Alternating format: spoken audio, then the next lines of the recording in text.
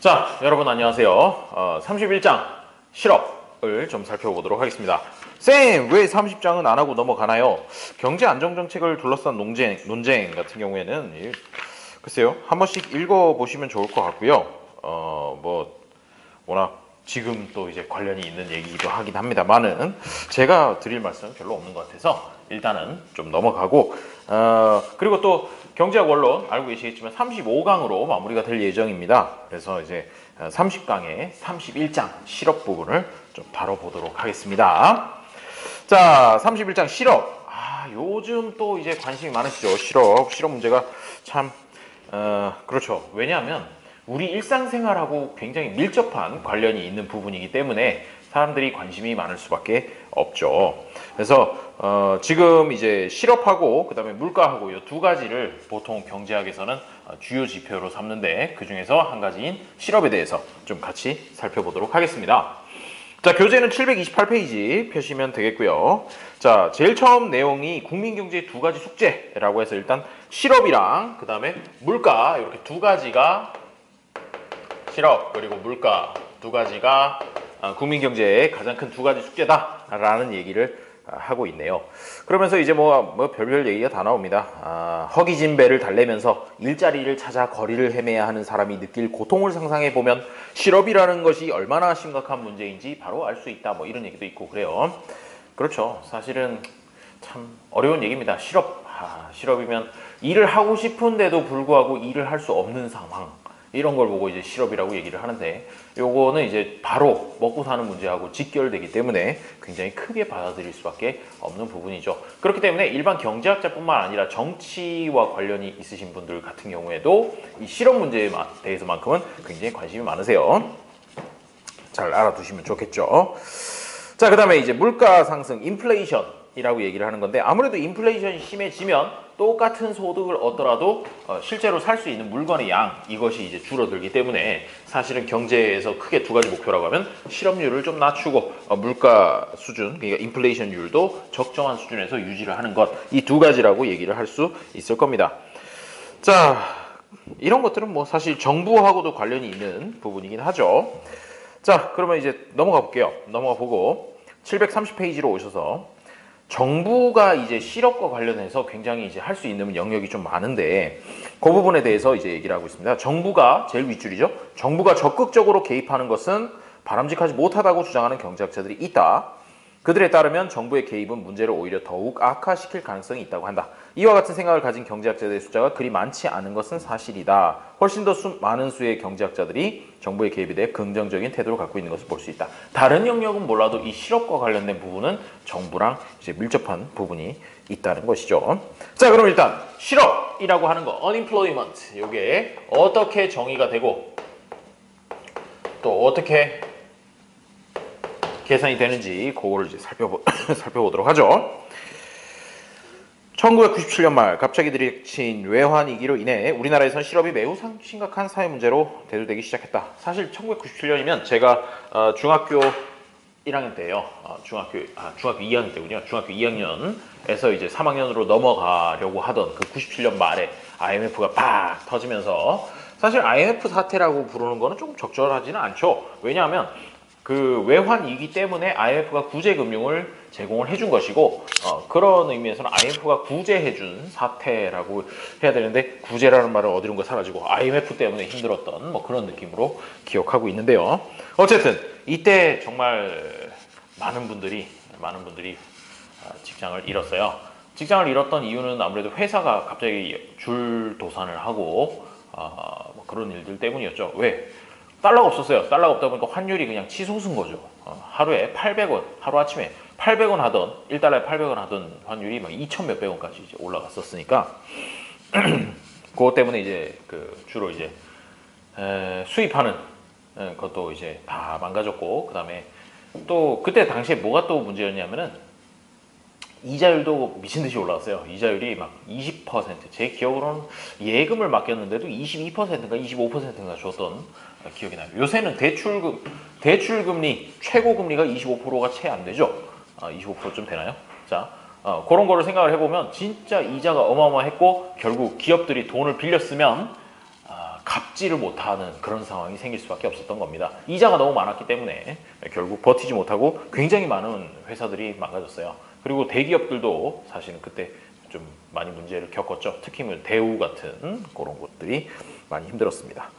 자, 어쨌든 그때 이제 200만 명에 가까운 실직자들이 한 방에 생겨서 끼니조차 있기 힘든 가정이 많아지는 한편, 그때는 막 진짜 눈물 없이는 볼 수 없는 그런 스토리들도 굉장히 많았어요. 아버지가 회사에서 잘렸다는 얘기를 못하고 아침에 그대로 이렇게 양복을 입고 나갑니다. 양복을 입고 구두까지 딱 채를 싣고 나가서, 근데 갈 데가 없는 거죠. 왜? 회사가 망했으니까. 회사가 망해서 결국 어디를 가느냐? 오락실에 가요. 오락실에 가서 100원을 넣고 오락을 시작을 합니다. 그런데 이 아버지가 엄청난 오락의 고수였던 것이죠. 그래서 학교가 끝난 딸내미하고 이제 대전 게임을 하는데, 사실 딸내미는 아빠랑 하고 있는지 모르죠. 모르고 엄청 잘하는 아저씨가 있어가지고 가보니까, 아빠들아 참, 아빠도 가끔 회사에 가기 싫겠지, 뭐 이런 내용의 노래 가사도 있었어요. 이 가사를 알고 계시면 이제 거의 뭐 아저씨급이 되는 거죠. 오락실이라는 노래요. 한스밴드 노래였죠. 나중에 한번 들어보세요. 한스밴드 오락실. 학교에 안 갔어 뭐 그러면서 그리고 오락실에 갔는데 저기서 엄청 게임 잘하는 대머리 아저씨 있어가지고, 아빠들아 아빠도 학교에 가기, 나도 학교에 가기 싫은데 아빠도 회사에 가기 싫겠지, 이러면서 하는 얘기. 근데 되게 가슴 아픈 얘기예요. 왜? 갈 수가 없어서 못 간 거예요. 자, 어쨌든 지난 20여 년 동안 3에서 4% 정도의 낮은 실업률에 익숙해왔던 우리에게 8%를 넘는 실업률은 큰 충격이 아닐 수 없었다. 정말 심각했죠. 자, 경제의 회복이 본격적으로 시작되면서 실업률이 다시 떨어졌지만, 우리나라 그렇게까지 빨리 회복할 거라고 생각한 사람은 아무도 없었다고 해요. 외국에서는. 근데 금모으기니 뭐니 아주 난리도 아니었죠.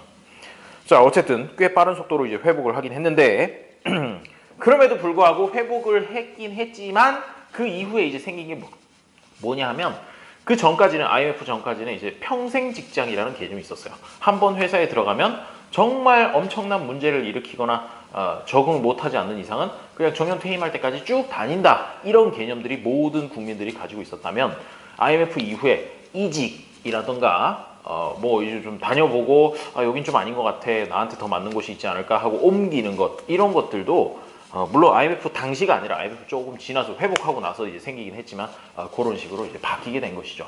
그래서 실업에 대한 인식도 조금 많이 바뀌게 됐습니다. 자, 그럼 실업의 정의, 거기를 보시죠. 이와 같이 나라에 따라 실업률의 전반적 수준에 큰 차이가 있는 데는 어떤 이유가 있는 것일까? 어쩌고인데, 자, 실업이 정확하게 무엇을 뜻하며 현실의 실업률이 어떻게 측정되는지 알아볼 필요가 있다. 그림 31-2번을 보세요. 31-2번을 보면 일단 생산 가능 연령 인구라는 가장 큰 풀이 있습니다. 요게요, 일할 능력을 갖추었다고 볼 수 있는 사람들을 생산 가능 연령 인구로 분류하는데, 우리나라에서는 기본적으로 15세 이상의 사람을 그 범주에 놓고 있습니다.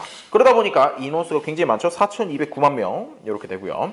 자, 그 다음에 그 중에서 요걸 갖다가 두 분으로 자른다는 거예요. 잘라서 요쪽 부분은 뭐냐 하면은 경제활동 인구, 그리고 나머지 쪽은 비경제활동 인구, 이렇게 해서 두 가지로 분류를 일단 해놓습니다. 비경제활동 인구 이렇게 하는데, 이게 무슨 얘기냐 하면요, 자, 일을 하고 싶지 않은 사람들도 있어요. 뭐 물론 그게 이제 자발적인지 타의에 의한 것인지 몰라도, 자, 경제활동 인구는요, 생산 가능 연령 인구 중 일하려는 의사가 있는 사람, 의사가 있으면, 그리고 의사가 없으면 비경제활동 인구가 되는 것이죠. 자, 그럼 의사가 없는 사람은 어떤 사람이 있느냐? 학생, 고등학생, 대학생, 대학원생, 이런 사람들은 사실은 본인이 원해가지고 아직 경제활동을 하는 게 아니라 공부를 좀 더 해야겠다라고 이렇게 생각하는 사람들, 학생. 그 다음에 군인도 들어가죠, 그죠? 군인 좀 애매한데, 물론 직업군인은 당연히 이쪽이고요, 경제활동 인구고요. 군인은 일단 잠깐 보류해놓고, 자, 뭐 연로자, 엄청 나이 많은 사람이라든가 엄청 나이 어린 친구들이라든가, 물론 15세 이상이긴 하지만, 그다음에 전업주부, 학생, 심신장애자, 요런 사람들이 비경제활동 인구로 분류가 된다는 것이죠. 그 732페이지 아래쪽에 각주로 나와 있으니까 그거 한번 보시고요. 자, 그 다음에 경제활동 인구, 여기를 갖다가 또 이제 두 가지로 나눕니다. 두 가지로 나눠서 취업자, 현재 취업이 되어 있는 사람, 그리고 실업자 이렇게 두 파트로 나누게 되는 것이죠. 오케이? 자, 그러면 실업자라고 하는 걸 U 이렇게 표현을 해보고요. 경제활동 인구를 L, 그 다음에 생산 가능 연령 인구를 P 이렇게 둔다면 자, 두 가지 지표가 나오게 됩니다. 두 가지 지표 뭐냐면 첫 번째, 경제활동 참가율이라는 게 있어요. 경제활동 참가율. 요거는 어떻게 계산하느냐 하면 일단 기본적으로 생산 가능 연령 인구 P분의 경제활동 인구, 의사가 있는 사람의 비율 요렇게 해서 P분의 L 요렇게 계산을 합니다. 경제활동 참가율. 그 다음 두 번째, 우리한테 이제 친숙한 실업률이라고 하는 것은 분모를 잘 보셔야 돼요. 분모가 절대로 P가 아닙니다. P가 아니고 L을 분모로 해서 L분의 아이고야. 자, L분의 그 다음에 취업자 요거를 막 얘기를 안 해요. 아, 취업자 필요 없구나. 자, 실업률이니까 L분의 U 이렇게 해가지고 계산을 해주면 됩니다. 이게 바로 실업률이 되는 것이죠. 자, 그러면 요까지 얘기를 하면 이제 더 궁금해지는 것은 선생님, 그러면 이 경제활동 인구라고 하는 거 그리고 실업자라고 하는 거 요것도 조금 더 구체적인 기준이 있지 않겠습니까? 그렇죠. 그것들도 이제 좀 살펴보도록 하겠어요. 자, 732페이지로 오세요. 732페이지로 오시면 경제활동 참가율이라는 식이 나와 있는데 그 옆에 사진에 무슨 열심히 강의를 듣는 학생들이라고 나오는데 그 왠지 저랑 좀 닮은 친구도 있네요. 자, 이 학생들이 일하지 않는 것은 사실이지만 실업자로 간주되는 것은 아니다. 이들은 아예 일자리를 찾을 생각이 없기 때문에 비경제활동 인구에 포함된다. 자, 그렇고요. 다음에 내려가셔서 실업률 측정할 때 경제활동 인구 분의 실업자로 이렇게 실업률을 얘기를 하는데요. 자, 이 실업률이라고 하는 게 높아지는 경우를 한번 생각해 볼게요. 높아지는 경우는 어떻게 됐을 때 높아지느냐 하면 L 값이 줄어들거나 아니면 U 값이 올라가거나 이 두 가지 경우가 있겠죠. 그렇죠? 자, 경제활동 인구, 경제활동을 하려는 의지 자체가 많이 꺾인다. 아하, 난 안 될 거야 하면서 우르르르르르 갑자기 비경제활동 인구 쪽으로 빠져버리면 요 실업자 수가 비슷하다고 하더라도 실업률이 올라갈 수도 있는 거예요. 왜? 분모가 작아지면 전체 값은 커지니까. 또는 요 경제활동 인구는 줄지 않았는데 뭐 그대로인데 이제 실업자가 쫙 늘어나도 실업률이 올라가는 것이죠. 그렇기 때문에 실업률이 올라갔다 그거 하나만 가지고 어떤 결론을 내리기는 조금 어렵고 왜 올라갔는지, 뭐가 줄어들었는지, 뭐가 늘어났는지 이런 것들을 조금 더 자세하게 분석을 해볼 필요가 있다는 겁니다. 오케이? 자, 넘어갈게요. 자, 734페이지 만화가 나와 있어요. 불황산업 해가지고 게임 소프트웨어 제작회사에 다니는 K씨가 있었대요. 요즘 경기가 안 좋아서 회사가 힘들거나 하진 않나요? 아니에요. 게임은 불황에 오히려 잘 팔린답니다. 호, 왜 그럴까요? 경기가 안 좋으면 사람들은 비교적 값싼 오락거리를 찾거든요. 휴가 안 가고 집에 틀어박혀 오락만 한다거나 실직하고 PC방을 전전한다거나 씁쓸한 얘기네요. 그래요. 지금 웃을 일은 아니고 코로나 사태로 인해서 또 게임사가 나름 또 호황이라고 하죠. 참 가슴 아픈 일입니다. 자, 그리고 그 만화 옆에 부분 보시면요. 중간쯤 문단에 이를 보면 실업 통계를 작성할 때 어쩌고저쩌고 얘기 나와 있어요. 거기다가 밑줄 하나만 좀 그을게요. 실제로는 상당한 정도의 자의성이 뛰어들 수 있음을 알 수 있다. 자의성. 내가 어떻게 생각하느냐에 따라서 실업률이 달라지는 그런 일이 있을 수 있다는 거죠. 객관적으로 딱딱딱딱 넌 실업, 넌 안 실업 이렇게 얘기를 하기가 어렵다는 얘기예요. 자, 예컨대 일자리를 찾으려고 노력해 오다가 결국 포기하고 만 사람들은 계속 나는 일자리를 구할 수 있어 하면서 6개월이고 1년이고 계속 구하고 있었던 중에는 실업률에 반영이 되지만 왜? L에 포함되니까 1년 해봤는데 더 이상 못 찾겠다. 나는 안 되려나 봐 하면서 이제 포기를 했어요. 포기를 하고 나 그냥 밥만 먹고 아니다. 라면만 먹고 숨만 쉴랜다 라고 이렇게 생각하는 사람들이 돼버리면 이 L 값에서 빠지기 때문에 오히려 실업률이 낮아지는 결과가 생긴다는 거죠. 어떤 여성이 아무리 노력해도 학력에 걸맞은 직장을 찾을 수 없어 취직을 포기하고 집에서 가사에 전념하기로 했다고 하자. 이런 사람의 경우에는 일할 의사가 없는 것으로 간주되어 실업자가 아닌 비경제활동 인구로 분류된다. 그렇지만 사실은 실망한 나머지 일자리를 찾기를 단념한 것이지 정말로 일할 의사가 전혀 없는 것은 아니라는 문제가 있는 것이죠. 구직 단념자의 문제가 생기게 됩니다. 그래서 사실 완벽하게 이렇게 파악을 하기는 조금 어려운 부분이 있죠. 좋습니다. 실업의 정의까지 살펴봤네요. 실업의 정의까지 살펴봤고, 자, 그럼 실업도 이제 여러 가지 종류가 있는데 그 실업의 종류에 대해서 또 좀 살펴보도록 하겠습니다. 시럽의 종류. 시럽의 종류. 자, 시럽의 기본 유형이라고 해서 자, 여러 가지로 나눠지는데 첫 번째 경기적 시럽이라는 게 있습니다. 경기적 시럽.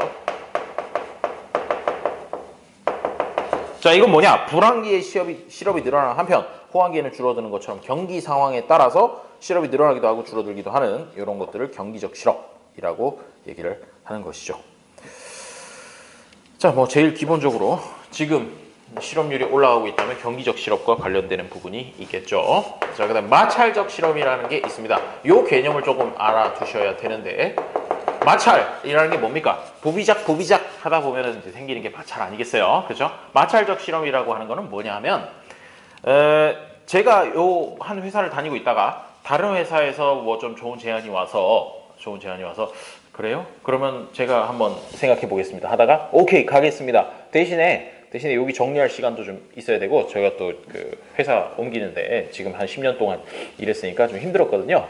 저 와이프하고 딸내미하고 여행 좀 한 달 좀 다녀오겠습니다 라고 해가지고 말 그대로 이제 잠시 직장을 그만둔 것이죠. 하지만 이 경우에는 뭐냐면요, 다음 직장으로 들어갈 수 있다라는 게 거의 이제 확정된 경우 이런 것들이 바로 마찰적 실업이 됩니다.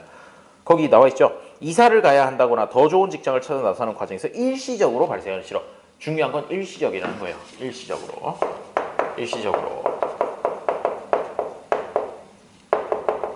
발생하는 실업이 마찰적 실업이 되겠습니다.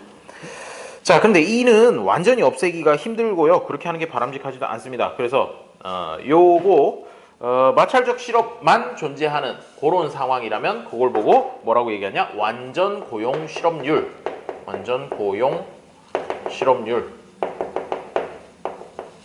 또는 자연 실업률 이렇게 얘기를 합니다. 왜냐하면 아무리 경기가 좋다고 하더라도 마찰적 실업을 완전히 없앨 수는 없거든요. 그렇죠. 자, 그렇게 되고요. 다음에 세 번째 구조적 실업. 자, 구조적 실업이라고 하는 건 뭐냐? 자동화라든지 산업구조 재편 등 경제구조의 변화 때문에 발생하는 실업을 구조적 실업이라고 부른다. 신발 사업이 좀 쇠퇴를 하면 신발 산업에서 이제 뭐라고 하죠? 숙련공들이 이제 일자리가 없어지는 거죠. 그렇죠? 산업 자체가 사양화되면서 생기는 그런 것들이 되겠습니다. 자, 그 다음에요. 자연 실업률의 결정 이론이라고 얘기하는데 자연 실업이라고 얘기하는 건 뭐냐면 요거예요. 요거 마찰적 실업률. 마찰적 실업을 자연 실업이라고 얘기를 하는데 거기서 자연 실업률의 결정은 어떻게 되느냐라고 얘기를 하고 있는데 뭐에 영향을 미치느냐? 실업보험 그리고 자연 실업률의 연령별 성별 격차, 비자발적 실업 이런 것들이 영향을 준다는 겁니다. 자, 하나씩 살펴볼게요. 이걸 보고 이제 자연 실업률이라고 얘기를 하는데, 자, 실업보험이라는 거 현실에 존재하죠. 특히나 이제 고용보험이 우리나라에서는 실업보험의 역할을 해주고 있습니다. 고용보험 뉴스 보시면 나오죠. 뭐 3월 달에 고용보험 신청한 사람 수가 뭐 사상 최대다 뭐 이런 얘기. 코로나 때문에 이제 갑자기 잔뜩 잘리는 바람에 그렇게 된 거죠. 자, 그런데 이 실업보험이 잘 되어 있는 곳이랑 잘 안 되어 있는 곳 이렇게 두 가지 국가를 좀 비교를 해본다고 생각해 보죠. 실업보험이 굉장히 잘 돼 있으면요, 제가 실업보험을 믿고 좋아 그럼 한 6개월 정도 이제 좀 구직 활동하면서 실업급여 좀 타면서 천천히 한번 생활을 해보자 이러면서 회사를 그만둘 가능성이 조금 더 높아진다는 것이죠. 물론 실업보험만 믿고 실업보험 먹고 살아야지 하면서 이렇게 탁 집어던지고 나오는 사람은 그 정도까지는 아니다고 하더라도 적어도 선택을 하는 데 있어서 한 가지의 마치 누울 자리 보고 발 뻗는 것 중에 누울 자리 중에 하나가 된다고 생각하시면 되겠죠. 자, 그래서 뭐 서유럽이랑 이런 데 실업률이 높은 이유는 아무래도 실업보험이 잘 돼 있기 때문이다. 뭐 그런 얘기도 돼 있어요. 자, 그 다음에 자연 실업률의 연령별 성별 격차 이런 것들도 나오는데 이게 참 가슴 아픈 일이에요. 연령별로 보면은 아무래도 청소년 실업률이 중장년층의 실업률보다 현저히 더 높다라는 거고 자연 실업률도 청소년 쪽이 더 높다라는 건데 뭐 이거는 요즘 많이 얘기하죠. 20대 첫 직장 구하기가 정말 힘들다라고 얘기하는 거. 사실 이런 얘기하면 되게 꼰대 같습니다만은 저도 이제 38이고 사실 27살 때 처음으로 취업을 했어요. 석사까지 마치고 나서 그때가 하필이면 그 리만 브러더스 사태 있었던 그때거든요. 2009년이라 가지고 갑자기 대기업들이 공채를 안 한 거예요. 하하 이런. 그렇다고 해가지고 뭐 제가 뭐 연구소 이런 거에 들어가기에는 석사까지만 하고 들어가기에는 조금 좀 부족한 것 같고 해서 이제 인더스트리 산업적으로 이제 살펴봤는데 그때 당시에 이제 진짜 공채하는 데가 거의 없었죠. 거의 없어서 기억나는 게 아직도 이 기업 이름 얘기해도 되는지 모르겠지만 한화, 두산, STX라고 뭐 이 강의에서 들으시는 분 중에 모르는 사람이 더 많을지도 모르겠지만 나름대로 떠오르던 그룹이었어요. 그래서 그렇게 세 군데에서만 딱 공채를 하더라고요. 그래서 저도 그 세 군데 중에 한 군데에 들어가게 되었죠. 하여튼 근데 20대 이 실업률이 요즘은 정말 더 힘든 것 같아요. 요즘 뭐 학벌이니 뭐니 이런 거에다가 스펙에다가 뭐 요구하는 것도 엄청 많아졌더라고요. 저 때도 물론 그런 스펙 요구하는 부분은 있긴 있었습니다만은 그래도 뭐 어느 정도 학벌이 괜찮다든가 또 뭐 좀 가서 이제 좀 썰 좀 잘 풀어준다든가 하면은 그렇게까지 막 취업이 어렵지는 않았는데 요즘 정말 많이 심각한 것 같아요. 그런 의미에서 여러분들은 또 이렇게 공무원 시험 준비도 하시고 세무사니 뭐 회계사니 이런 것들 준비를 하시게 되는 거겠죠. 자, 계속 봅시다. 그리고 여성 근로자의 자연 실업률이 남성보다 더 낮은 수준에 머물러 있다는 것이다. 왜냐? 여성들이 구직 단념자가 많아서 그래요. 이게 여성하고 남성하고 비교하면 오히려 남성 실업률이 더 높아요. 여성 실업률이 더 높을 것 같잖아요. 아니라는 거예요. 왜? 여성에는 구직 단념자가 많아서. 이것만 보더라도 얼마나 이 실업률이라는 통계가 좀 현실을 제대로 반영하기 어려운지 알 수 있죠. 구직 단념자를 구분해낼 수 있는 방법이 없어요. 왜냐면 본인한테 물어보고 이제 구직 활동 하세요? 안 하세요? 이렇게만 물어보는 거지. 왜 안 하세요? 그동안에 무슨 일이 있었나요? 하면서 이렇게 꼬치꼬치 캐묻지는 않기 때문에 그렇습니다. 다음에요. 자, 비자발적 실업이라고 얘기를 하는데 그래요. 쭉 넘어가 보죠. 넘어가 보면 자발적 실업이랑 비자발적 실업 이런 걸 구분할 수 있을까요? 구분하기가 정말 힘들 것 같아요. 그렇죠? 저도 이제 이직하는 과정에서 나름 이제 마찰적 실업 이런 것들은 이제 뭐 몇 달씩은 경험해 본 적이 있는데 그것도 사실은 정말 자발적이고 정말 비자발적이라고 이렇게 100% 딱딱 무자르듯이 구분되는 것은 아니긴 하죠. 그렇죠? 그래서 비자발적 실업이라고 하는 게 사실은 더 위험하다. 뭐 그런 얘기죠. 되겠습니까? 자, 그러면 그거까지 이제 보시면 실업의 정의, 실업의 계산, 실업률 계산하는 거, 그 다음에 실업의 종류, 요 세 가지 중에서도 이제 자연 실업률이라고 얘기하는 마찰적 실업에 대한 얘기, 마찰적 실업은 뭐 때문에 많아지는지 뭐 그런 것들에 대해서 좀 살펴봤고요. 자, 이번 단원에는 사실은 요 제일 마지막에 효율 임금 이론이라고 하는 하나의 추가적인 이론이 있습니다. 그래서 요것도 좀 봐두시는 게 좋아요. 효율 임금 이론.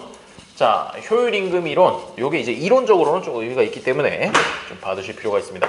효율 임금 이론이라고 하는데 이 이론은 뭘 설명하기 위해서 나왔느냐? 임금의 하방 경직성을 설명하기 위해서 나왔습니다. 임금의 하방 경직성. 하방 경직성이라는 얘기가 뭐냐? 올라갈 때는 그냥 쭉쭉쭉쭉 올려줘요, 월급을. 그렇죠? 그러다가 내리려고 하면 내 월급을 깎겠다고요? 아니 이거 뭐지? 회사에서 나보고 나가라는 건가? 이렇게 받아들인다 이거죠. 사람들이 월급이 올라가는 건 괜찮지만 또는 동결까지도 감수는 할 수 있지만 내려가는 것만큼은 적어도 아무리 그래도 못 버티겠다라고 이렇게 얘기를 하는 게 임금의 하방 경직성을 나타내주는 가장 좋은 예라고 볼 수 있습니다. 그러면 이게 왜 도대체 임금의 하방 경직성이 나타나는지 그거에 대해서 얘기를 하고 있는 것이죠.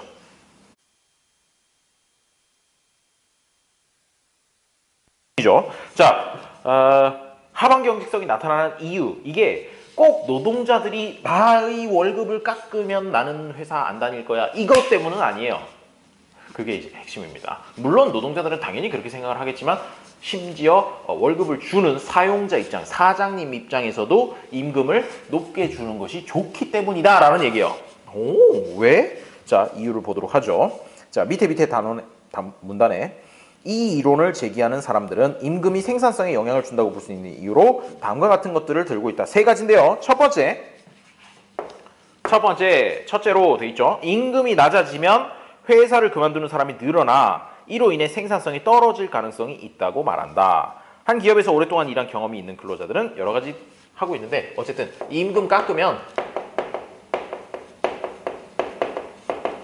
숙련 노동자가 떠난다. 자를 잃을 위험이 있다. 그렇죠. 지금 계속 하고 있던 사람들 같은 경우에는 초짜하고 비교해가지고는 뭐 그 생산성이라고 하는 것들이 특히 제조업 같은 경우에는 어마어마 차이 나거든요. 그래서 숙련 노동자를 잃지 않기 위해서 임금을 조금 더 많이 주게 된다. 한계 비용보다도 그렇게 된다는 거죠. 두 번째, 높은 임금이